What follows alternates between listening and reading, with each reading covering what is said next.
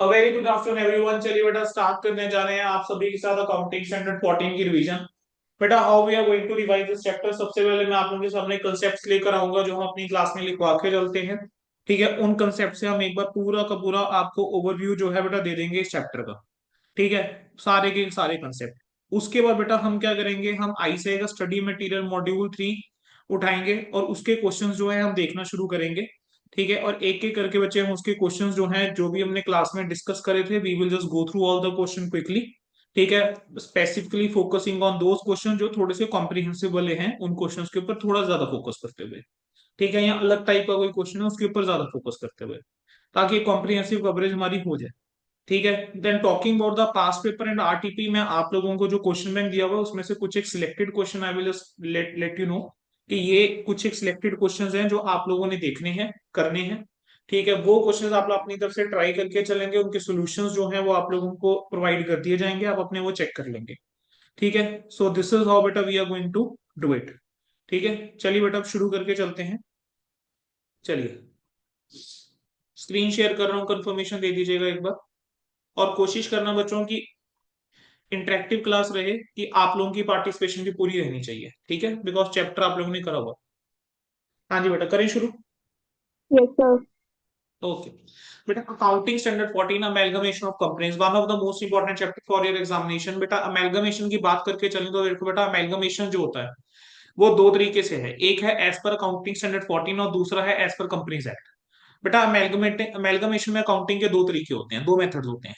एक है अगर वो amalgamation in nature of purchase है, दूसरा है अगर वो amalgamation in nature of merger है।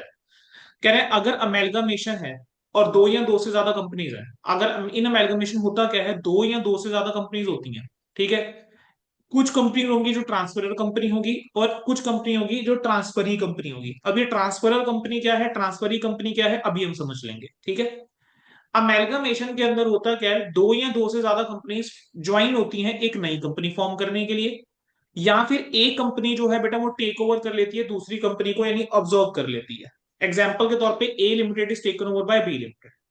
ऑब्जॉर्प्शन का क्या मतलब होता है, अब उसको थोड़ा सा समझते हैं। ये ए लिमिटेड है, ये बी लिमिटेड है। ऊपर हमने पढ़ा था ट्रांसफरर कंपनी और ट्रांसफरी कंपनी। अगर ए लिमिटेड जो है वो taken over by B limited है, ठीक है, तो ए क्या कहलाएगी, ट्रांसफरर, और बी क्या कहलाएगी, ट्रांसफरी। ए लिमिटेड के केस में लिक्विडेशन की प्रोसीडिंग लगेगी। जब एक कंपनी लिक्विडेट होती है तब जो प्रोसीडिंग्स लगती हैं वो सारी प्रोसीडिंग बेटा यहां पर लग के चलेंगी। ठीक है, और बी लिमिटेड जो है उसके ऊपर क्या लग जाएगा, अकाउंटिंग स्टैंडर्ड 14 लगेगा। अब आ जाते हैं अमेलगमेशन के ऊपर। अमेलगमेशन की बच्चे अगर हम बात करके चलें तो अमेलगमेशन के अंदर जैसे मान लेते हैं ए और बी लिमिटेड है, ये दोनों क्या है, ट्रांसफरर कंपनीज हैं, और एक नई कंपनी फॉर्म हुई है सी लिमिटेड, ये कहलाएगी ट्रांसफरी कंपनी। तो companies which is amalgamated into another company, ठीक है, वो आपकी ट्रांसफरर कंपनी यहां पर। और companies into which transferor company is amalgamated, वो आपकी आ जाएगी ट्रांसफरी कंपनी। परचेज कंसिडरेशन की बच्चे अगर हम बात करके चलें तो इसके अंदर सबसे इंपॉर्टेंट कंसेप्ट आता है परचेज कंसिडरेशन का। अगर परचेज कंसिडरेशन की कैलकुलेशन गलत है तो आप कहीं ना कहीं आपके आधे मार्क्स बेटा चले जाएंगे। अगर 14 नंबर का क्वेश्चन है तो मान के चलिए आपके नंबर 7 ही रह जाएंगे अगर आपका परचेज कंसिडरेशन गलत है। ठीक है, क्योंकि परचेज कंसिडरेशन का इंपैक्ट सीधा सीधा अकाउंटिंग एंट्रीज के ऊपर पड़ेगा, तो आपकी जनरल एंट्रीज, बैलेंस शीट, वो सारी चीजें गलत जाती जाएंगी। AS14 ये कहता है कि कंसिडरेशन क्या होता है, aggregate of the shares and other securities जो इशू करी गई हैं, एंड द पेमेंट जो कैश में करी गई है या अदर एसेट्स में करी गई है by the transferee company to the share holder of transferor company.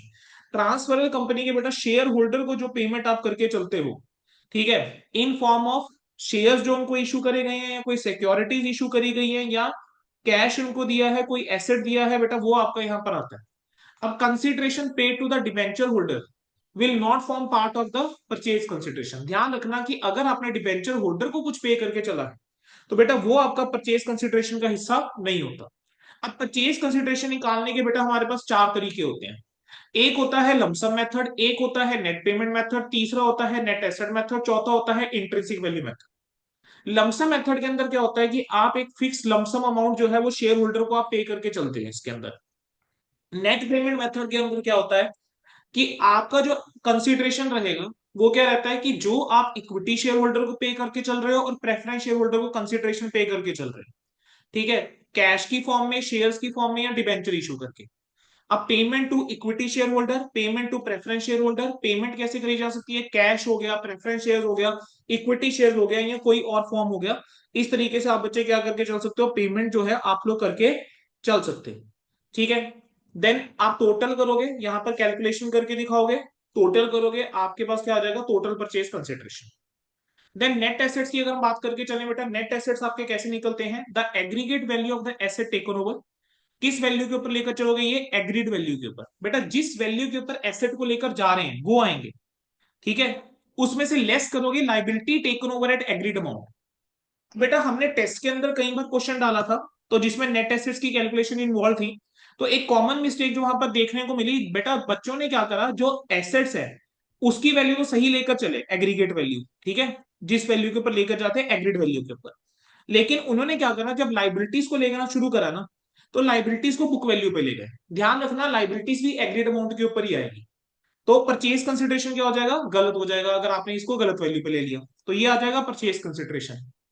अब बेटा यहां पर वो कहता है कि सिर्फ एग्रीड वैल्यू जो होती है एसेट्स की ऑफ ट्रांसफरर कंपनी, उनको ऐड करके चलोगे। अगर आपकी एग्रीड वैल्यू अवेलेबल नहीं है, तो उस केस में आप बुक वैल्यू यूज करके चलते हो। ठीक है, तो जब आप ये एसेट्स लेकर चल रहे हो, तो अगर मान लीजिए कोई फिक्टिशियस एसेट है, प्रॉफिट एंड लॉस का डेबिट बैलेंस है, प्रिलिमिनरी एक्सपेंसेस है, या कोई डिस्काउंट है जो राइट ऑफ नहीं करा हुआ, तो आप उसको कंसीडर करके नहीं चलोगे वाइल कैलकुलेटिंग परचेज कंसिडरेशन। तो परचेज कंसिडरेशन की कैलकुलेशन में आप उसको कंसीडर करके नहीं चलोगे।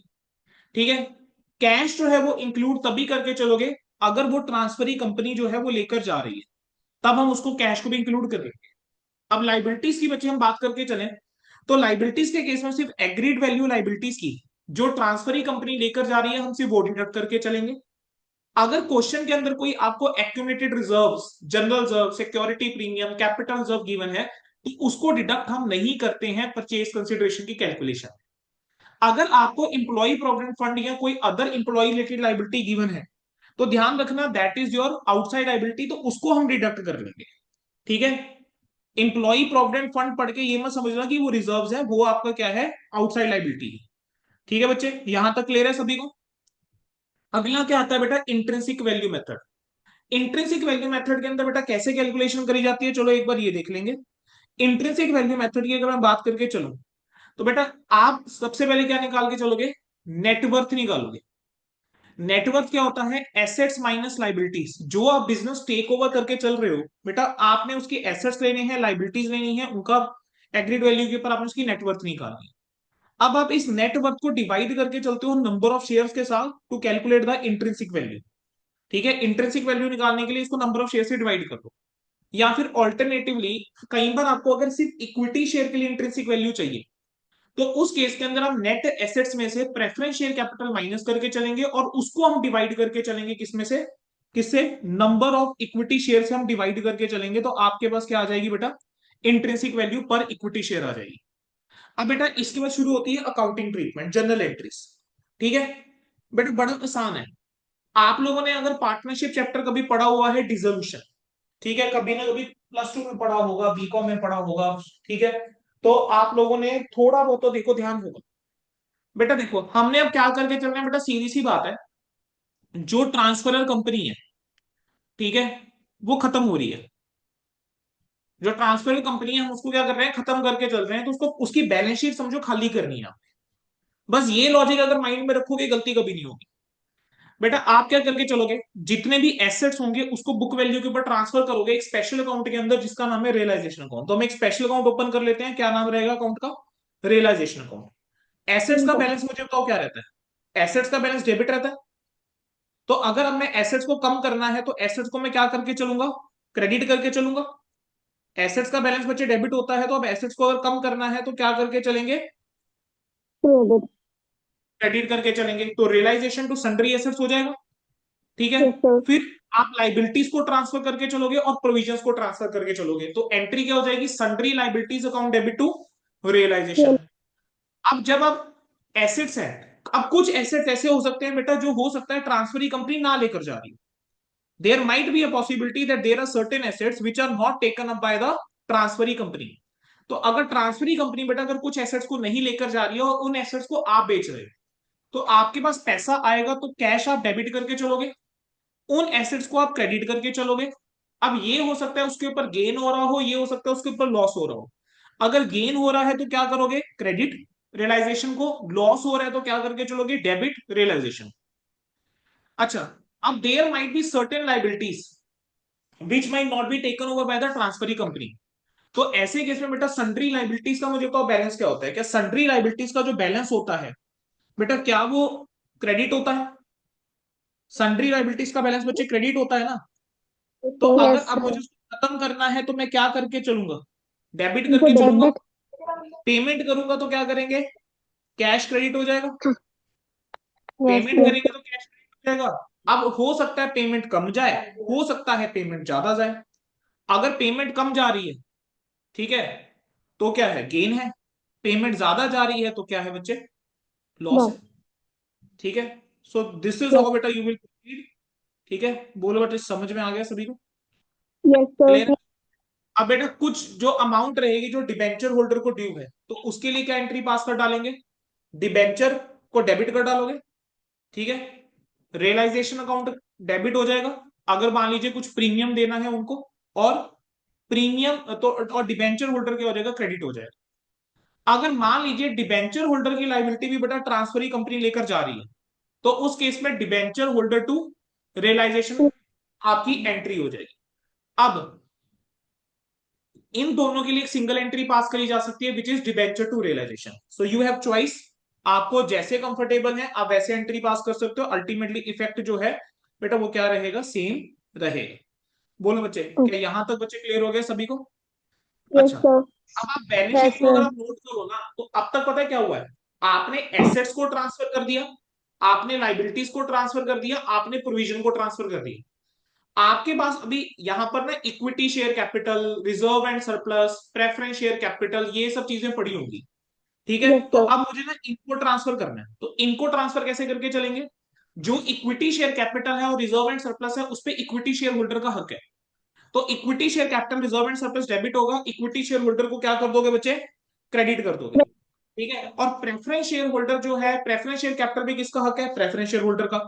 ठीक है, तो प्रेफरेंस शेयर होल्डर को बेसिकली पैसा देना है, तो उस केस के अंदर क्या हो जाएगा बेटा, प्रेफरेंस शेयर कैपिटल डेबिट हो जाएगा।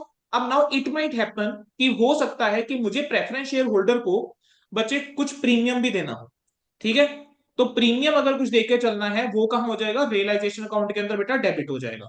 ठीक है, देन आपका बेटा परचेज कंसिडरेशन ऑफ ड्यू की एंट्री पास करोगे। आपको बेटा पेपर के अंदर जनरल एंट्री से पूछ लेता है कभी कभी, और कई बार डायरेक्टली अकाउंट्स पूछ लेगा, और कई बार तो बेटा सीधा वो बैलेंस शीट मांगता है आपसे, तो आपको आना चाहिए। परचेज कंसिडरेशन अगर ड्यू की हम बात करके चले, तो ट्रांसफरी कंपनी डेबिट होगा क्योंकि इससे पैसा लेना है, और रियलाइजेशन क्या हो जाएगा, क्रेडिट हो जाएगा। अब परचेज कंसिडरेशन जो है वो हमने सीखा है क्या होता है, जो अमाउंट शेयर होल्डर को पे करा जाता है, that is basically your purchase consideration, yes right? Sir. अब परचेज कंसिडरेशन जो है आप उसको डिस्चार्ज करोगे कैसे, आपको पैसा मिला, आप तो ट्रांसफर अब कंपनी की बुक्स में एंटर कर रहे हो ना इस टाइम पे, तो परचेज यस। कंसिडरेशन में आपको पैसा मिला है, तो बैंक आ गया। आपको शेयर्स मिले हैं ट्रांसफरी कंपनी के, तो equity shares in transferee company. Preference shares मिले हैं ट्रांसफरी कंपनी के, तो preference share in transferee company. To क्या आ जाएगा, ट्रांसफरी कंपनी। क्लियर है? अब बेटा रियलाइजेशन अकाउंट को जब हम क्लोज करेंगे, तो कुछ ना कुछ प्रॉफिट या लॉस हो सकता है। तो अगर गेन हो रहा है तो realisation to equity share holder, loss है तो equity share holder to realisation. Got it बेटा, क्या यहां तक सबको क्लियर है? Yes sir. आगे बढ़ सकते हो? Yes sir. अब बेटा यस आपके सर। बैलेंस शीट के अंदर फिक्टिशियस एसेट या अगर कोई एक्यूमुलेटेड लॉसेस नजर आ रहे हैं, तो equity share holder account debit कर दोगे, profit and loss, discount on issue of share debenture, preliminary expenses, ये क्या हो जाएंगे, क्रेडिट हो जाएंगे। प्रेफरेंस शेयर होल्डर को सेटल करने के लिए, जो प्रेफरेंस शेयर होल्डर के लिए हमारा रहेगा परचेज कंसिडरेशन, वो उनको दे दो। प्रेफरेंस शेयर होल्डर को कैश दिया, इक्विटी शेयर मिले ट्रांसफरी कंपनी के, प्रेफरेंस शेयर मिले ट्रांसफरी कंपनी के, तो preference share holder to cash equity share in transferee company to preference share in transferee company. Then आपका settlement of equity share holder, equity share holder को settle करने के लिए क्या करेंगे, equity share holder debit, cash या bank credit, अगर payment जो गई है कैश में। देन आपके क्या हो गए, इक्विटी शेयर दे रहे हो ट्रांसफरी कंपनी के, प्रेफरेंस शेयर दे रहे हो या डिबेंचर्स दे रहे हो। अच्छा बेटा, फिर उसका नेक्स्ट हमारे पास क्या आता है, लिक्विडेशन के एक्सपेंसेस। बेटा जब देखो ट्रांसफरर कंपनी है, अल्टीमेटली वो लिक्विडेट हो रही है। अब वो लिक्विडेट हो रही है तो बेटा कुछ तो खर्चे रहेंगे। अब वो खर्चे हो सकता है कि पे करे हो ट्रांसफरर ने, हो सकता है पे करे हो ट्रांसफर ने।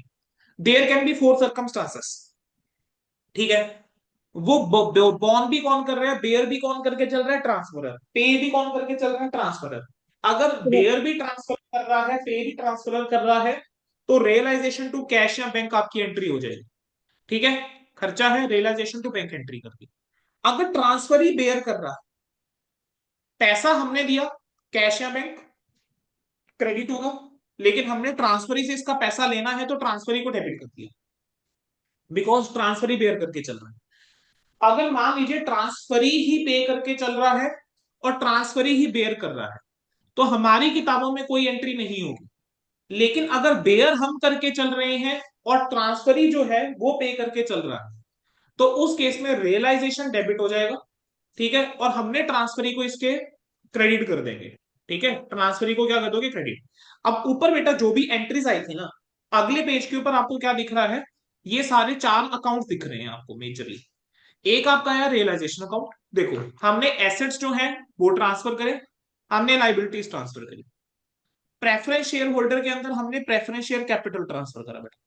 इक्विटी शेयर होल्डर के अंदर equity share capital reserve and surplus हमने ट्रांसफर करा, ठीक है। फिर उसका जब हम परचेज कंसिडरेशन ड्यू करते हैं तो ये आपका आ गया transferee company to purchase to realisation, ठीक है। देन अब जब इसकी सेटलमेंट होगी, अब जो आपके एक्यूमुलेटेड लॉसेस थे, रिजर्व थे, देखो बेटा वही आ गए, equity share holder to fictitious asset accumulated losses, ठीक है, ये Yes, सब sir. आ गया। अब आप बेटा जब कोई लाइबिलिटी है, कोई एक्सपेंसेस है जो आपने पे करे, तो रियलाइजेशन टू कैश उसकी एंट्री हो जाएगी लिक्विडेशन एक्सपेंसेस की, गॉट इट। फिर उसके बाद बेटा जब आप इसको क्लोज करोगे, तो रियलाइजेशन पे या गेन होगा या लॉस होगा, उस लॉस को आप ट्रांसफर करोगे इक्विटी शेयर होल्डर अकाउंट के अंदर। अब इनको जब सेटलमेंट करके चलोगे, पेमेंट करके चलोगे, तो equity share holder account debit to bank या cash equity share preference share ये आ जाएगा, ठीक है। सिमिलरली बेटा यहाँ पर कैश इक्विटी शेयर और प्रेफरेंस शेयर आ गए। ट्रांसफरी कंपनी के केस में हमने अकाउंट बना दो एक ट्रांसफरी कंपनी का, तो ट्रांसफरी कंपनी टू रियलाइजेशन ये किस चीज की एंट्री, परचेज कंसिडरेशन की, और इनसे जो मिला cash account debit equity shares in transferee company preference shares in transferee company, ये आपका आ जाएगा। अल्टीमेटली बेटा आप देखोगे ना तो आपके अकाउंट्स अपने आप क्लोज हो जाएंगे, ठीक है।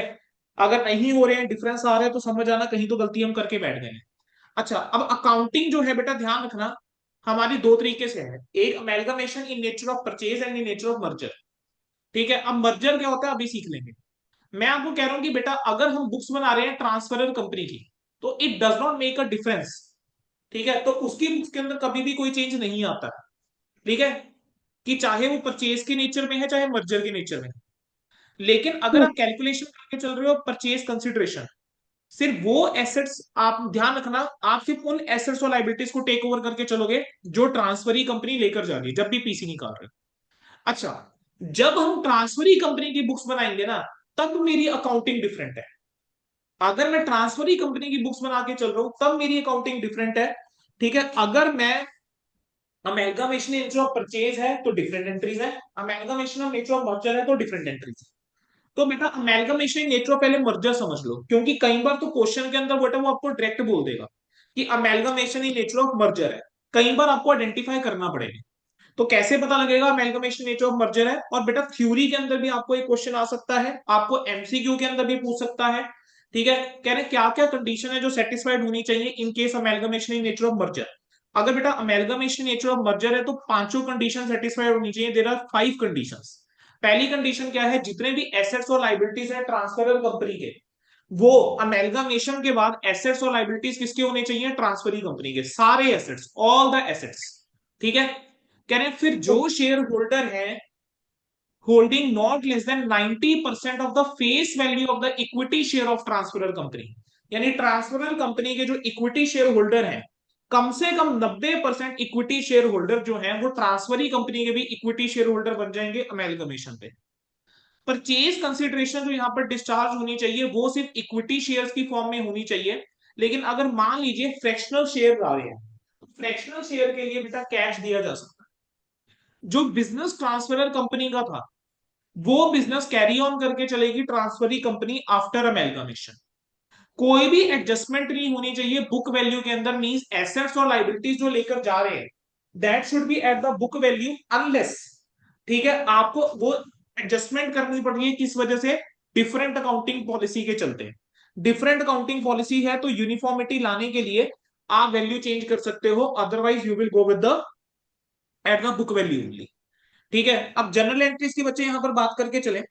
अगर amalgamation in nature of purchase है तो आपकी एंट्री क्या हो जाएगी, business purchase account debit to liquidator of transferor company. क्योंकि देखो इसने तो बिजनेस परचेज करा, ट्रांसफर की बुक्स हम करके चल रहे हैं। बिजनेस परचेज करा है तो क्या होगा, बिजनेस परचेज डेबिट करेंगे किस अमाउंट से, परचेज कंसिडरेशन से। और बेटा एक लिक्विडेटर पॉइंट होता है, तो जो ट्रांसफर कंपनी होगा उसके लिक्विडेटर को हमने बेसिकली पैसा देना है, तो liquidator of transfer company credit हो जाएगा। मर्जर के केस में भी सेम ही एंट्री होती है, कोई फर्क नहीं पड़ता। ठीक है, अब अगली एंट्री क्या हो जाएगी, जब आप बिजनेस टेक ओवर करके चल रहे हो किसी का, क्या आपके पास एसेट्स आएंगे, आप उसकी लाइबिलिटीज टेक ओवर करके चल रहे हो, तो एसेट्स डेबिट हो जाएगा, लाइबिलिटीज क्रेडिट हो जाएगा। जितना परचेज कंसिडरेशन है बिजनेस परचेज उस अमाउंट से क्रेडिट कर दोगे। ठीक है, अब दो सिचुएशन हो सकती है, net assets can be more than the purchase consideration, net assets can be less than the purchase consideration. Net assets का मतलब क्या होता है, एसेट्स माइनस लाइबिलिटीज। ठीक है, मान लेते हैं बेटा 10 लाख रुपए के आपके नेट एसेट्स आ रहे हैं, और मैं कह रहा हूं कि आपने पैसे दिए 12 लाख, आपको चीज मिली 10 लाख रुपए की, आप दे 12 लाख रहे हो, जो दो आपने 2 लाख ज्यादा दिए वो किस चीज के दिए होंगे, गुडविल के। तो गुडविल आपका बैलेंसिंग फिगर हो जाएगा। ठीक है, मैं कह रहा हूं आपके नेट एसेट्स हैं 10 लाख के, आपने पे करे हैं 7 लाख, परचेज कंसिडरेशन है 7 लैक्स, आपको चीज 10 की मिल गई, लेकिन आपने उसके लिए दिया सिर्फ 7 लाख, तो 3 लाख आपका क्या है, कैपिटल प्रॉफिट है, कैपिटल रिजर्व के अंदर क्रेडिट कर दोगे। ठीक है, अब अगला केस, अगर यही एंट्री हम मर्जर वाले केस में देखें, तो मर्जर वाले यहां पे देखो फर्क कहां पर है, सर फर्क यहां पर है कि यहां पर ये एंट्री होती है बेटा एग्रीड वैल्यू के ऊपर। किस अमाउंट के ऊपर होगी बेटा ये entry, at the agreed value. देखो एग्रीड वैल्यू के ऊपर होगी, यहां पर भी लाइबिलिटीज एग्रीड वैल्यू के ऊपर। फर्क कहां पर आता है बेटा, फर्क आता है आपका यहां पे, यहां पर आपके सन्ड्री एसेट जो है मर्जर के केस में बुक वैल्यू पे, और लाइबिलिटीज भी बुक वैल्यू पे। ठीक है, और बेटा यहां पर एक चीज और आती है कि यहां पर ना वो रिजर्व्स भी हम ट्रांसफर कर देंगे, जो रिजर्व रहते हैं बेटा ट्रांसफरर कंपनी के, हम यहां पर वो भी ट्रांसफर हम कर देते हैं। ठीक है, अब अगर आपका कोई डिफरेंस आ रहा है वो आपका जनरल रिजर्व रहेगा या कैपिटल रिजर्व रहेगा। तो मर्जर के केस में यहां गुडविल नहीं होता है, यहां जनरल रिजर्व या कैपिटल रिजर्व रहेगा। क्वेश्चन करोगे बेटा कई बार ऐसा होगा कि आपका जनरल, आपका ना डिफरेंस आ रहा होगा डेबिट साइड में, तो we will write general reserve there, तो जो आपके रिजर्व्स का बैलेंस है वो ऑटोमेटिकली क्या हो जाएगा बेटा, कम हो जाएगा जनरल रिजर्व का। अब जब आप पेमेंट करोगे, डिस्चार्ज करोगे परचेज कंसिडरेशन, तो liquidator of transferor company debit हो जाएगा। आपने कैश या बैंक दिया, आपने नए शेयर इशू करे, equity share capital, preference share issue करे, डिबेंचर्स हो सकता है इशू करे हो, और प्रीमियम जो होगा वो सिक्योरिटीज प्रीमियम में जाएगा। यहां पर अगर हम बात करके चलें तो यहां पर सिर्फ इक्विटी शेयर रहेगा और प्रीमियम रहता है, अगर फ्रैक्शनल शेयर हैं तो कैश रहेगा। यानी मर्जर के केस में परचेज कंसिडरेशन होती ही किस फॉर्म के अंदर है, only in the form of equity shares. ठीक है, अब आ जाते हैं बेटा लिक्विडेशन एक्सपेंसेस के ऊपर। बेटा लिक्विडेशन ऑफ एक्सपेंसेस के अंदर देखो अब क्या चीज है, अब ध्यान से समझेंगे।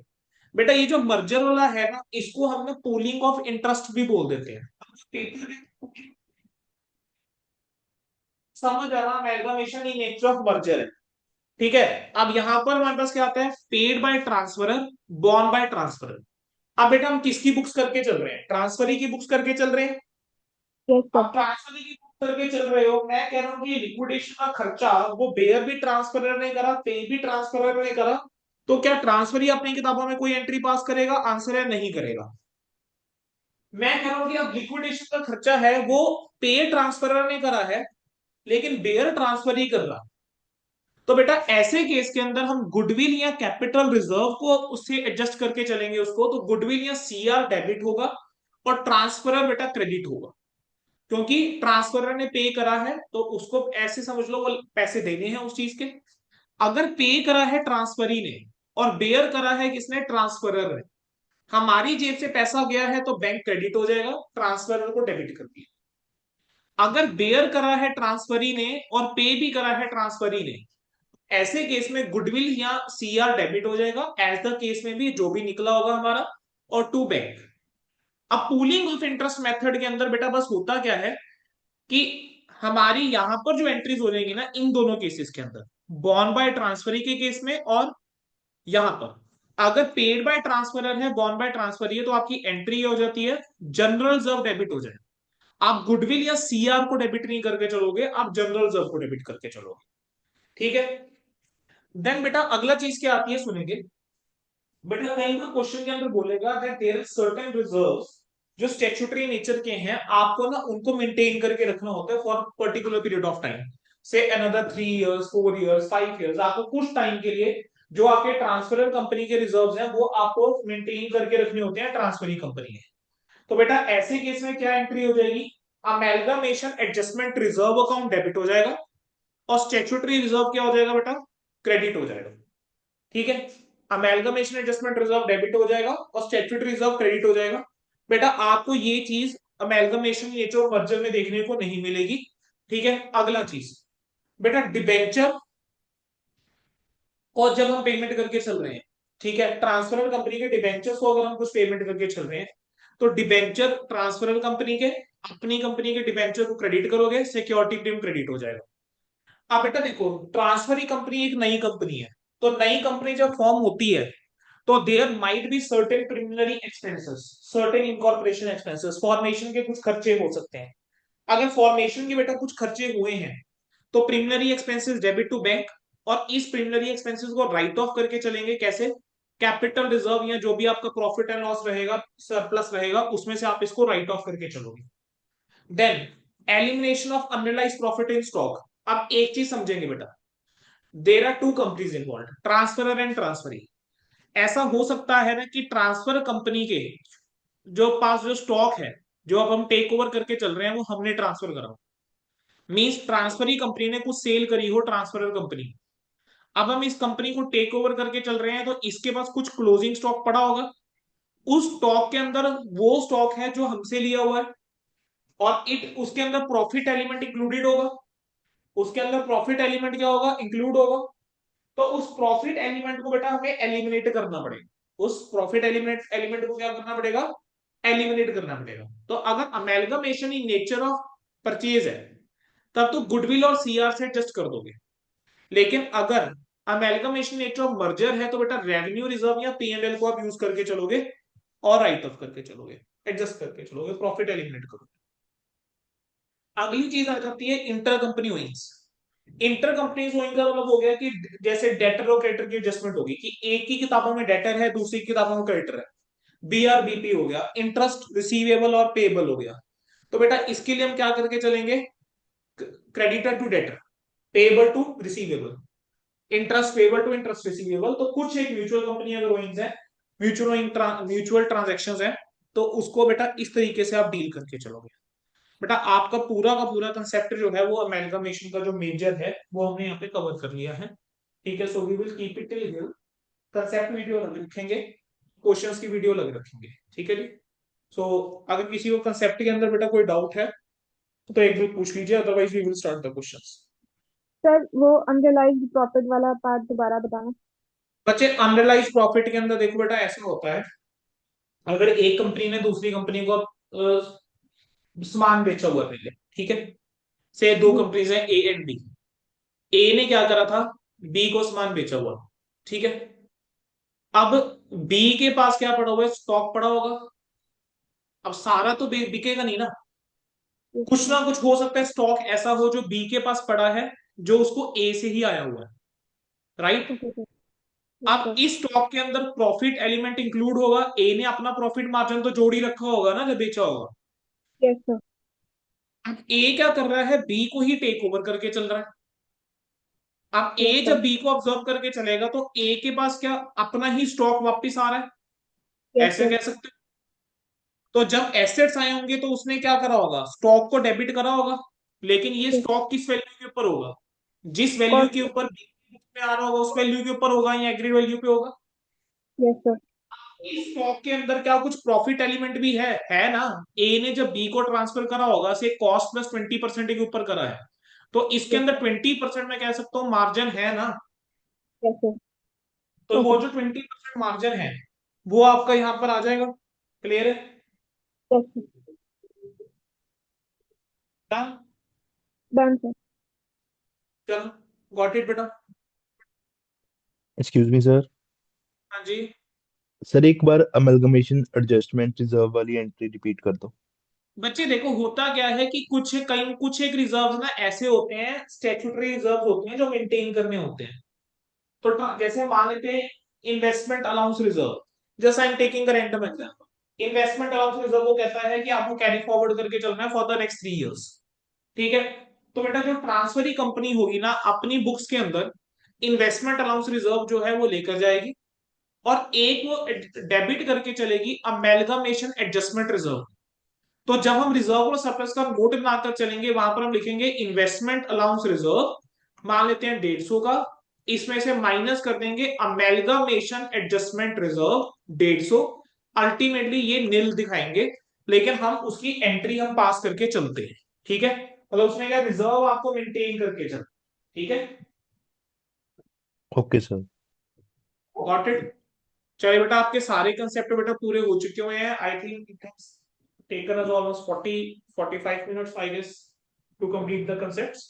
ठीक है बेटा, अब हमने क्वेश्चंस करने हैं, so within 5 minutes we are starting question, we will end this recording here.